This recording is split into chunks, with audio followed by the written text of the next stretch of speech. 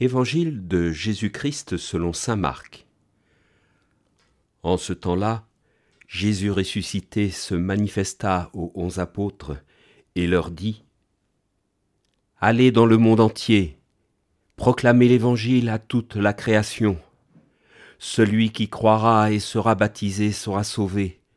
Celui qui refusera de croire sera condamné.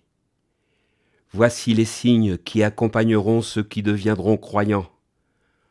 En mon nom, ils expulseront les démons. Ils parleront en langue nouvelle. Ils prendront des serpents dans leurs mains et, s'ils boivent un poison mortel, il ne leur fera pas de mal. Ils imposeront les mains aux malades, et les malades s'en trouveront bien. » On aborde cette toute dernière partie de l'évangile de Marc avec une certaine prudence. Beaucoup de manuscrits grecs anciens s'arrêtent au verset 8 du chapitre 16, quand les femmes venues embaumer le corps de Jésus sont effrayées par le personnage vêtu d'une robe blanche qui veille sur le tombeau et leur demande d'aller renseigner les autres disciples. Bouleversées, sans rien dire à personne, elles s'enfuient car elles avaient peur. C'est une conclusion abrupte qui aurait pu dérouter les lecteurs et orienter sur une mauvaise interprétation. Ainsi, plusieurs finales sont très tôt ajoutées pour conclure l'évangile de Marc en s'inspirant des traditions rapportées par les autres évangiles et le livre des Actes. L'Église a choisi de garder ce qu'on appelle la finale longue, présente dans les Bibles et dans le lectionnaire.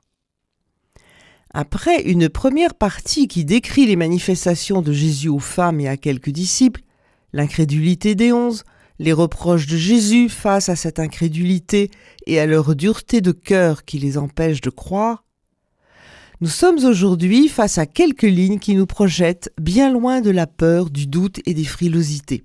« Allez, proclamez, dit Jésus, le Christ ressuscité. » Face à ces hommes traumatisés par ce qui vient de se passer, la passion, la trahison de Judas qui ne fait plus partie du groupe, le souvenir de leur propre lâcheté et abandon, le Christ fait fi de tout cela pour leur présenter leur nouvelle mission, proclamer l'Évangile par toute la terre et accomplir les signes qui témoigneront de la véracité de leur témoignage et de leur foi, tout cela en leur nom.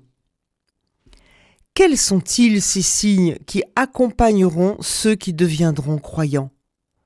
Expulser les démons, imposer les mains aux malades, prendre les serpents dans leurs mains, c'est-à-dire aider, guérir ceux qui sont dans la souffrance, leur redonner goût à la vie. Parler en langue nouvelle, c'est-à-dire acquérir des compétences pour proclamer la bonne nouvelle dans des pays, des cultures inconnues d'eux, gagner la confiance des habitants en se faisant mieux comprendre d'eux. Quelle preuve d'amitié, de confiance aussi s'exprime là de la part de Jésus, qui remet à ses proches le soin de continuer son œuvre en son nom et en celui du Père. Pour cela, il a besoin de tous, de nous tous, dans notre diversité, avec nos faiblesses, nos incertitudes, nos erreurs, pour annoncer sans nous décourager. C'est dans le terreau de la vie et de l'espérance des hommes que la parole, annonciatrice du royaume, peut fructifier et se répandre.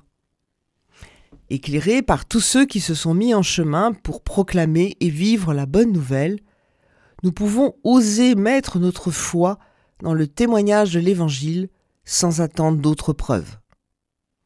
L'Évangile du jour était commenté par Anne Lemoine, formatrice au service diocésain de formation.